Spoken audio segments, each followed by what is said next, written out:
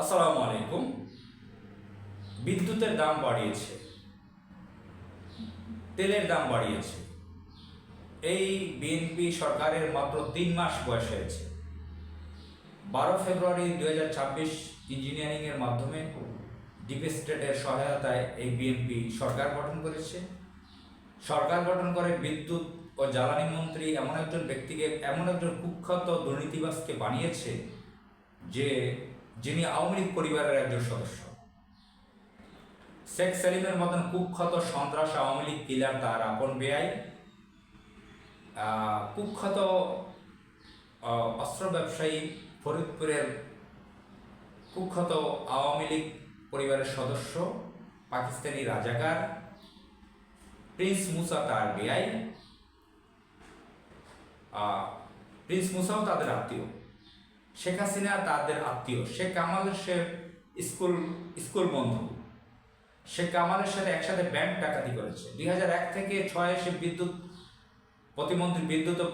বিদ্যুৎ জ্বালানি প্রতিমন্ত্রী থাকা অবস্থায় ভয়ানক ধরনের লুটপাট চুরি করেছিল, যার কারণে 111 সরকারের সময়ে তার ছেলে মেয়ে স্ত্রী সহ কারাগারে ছিল সকলে। 111 সরকার যাওয়ার পর 111 সরকার নীল নকশা করে আওয়ামী লীগকে ক্ষমতায় বসালে শেখ হাসিনাকে প্রধানমন্ত্রী বানাবার পরে তার স্ত্রী সহ এই ইকবাল হাসান মাহমুদ টুকু শেখ হাসিনার সাথে দেখা করে তার মামলাগুলো উঠিয়ে নিয়েছে।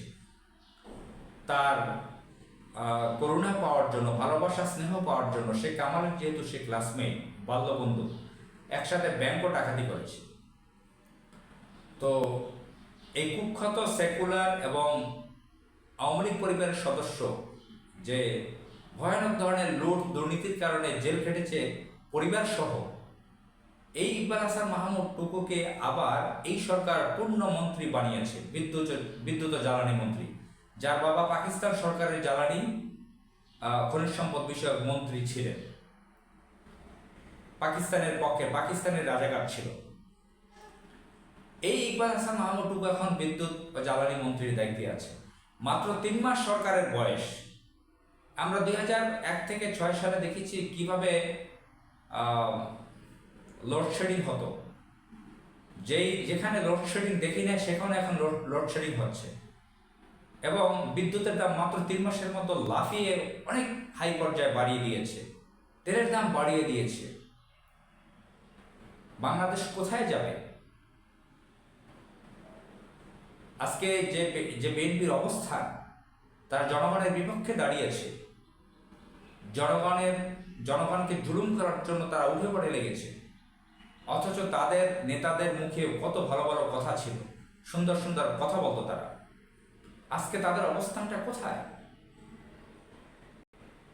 আজকে জামাত ইসলামী রাজপথে গরমের মধ্যে বের হচ্ছে। আমরা টেলিভিশনে, আমরা পত্রপত্রিকায় নিউজ দেখেছি, এই জ্বালানি মূল্য বৃদ্ধির প্রতিবাদে তারা বাইতুল মোকাররমের উত্তর গেটে তারা সমাবেশ ডেকেছে, পত্রপত্রিকায় দেখেছি।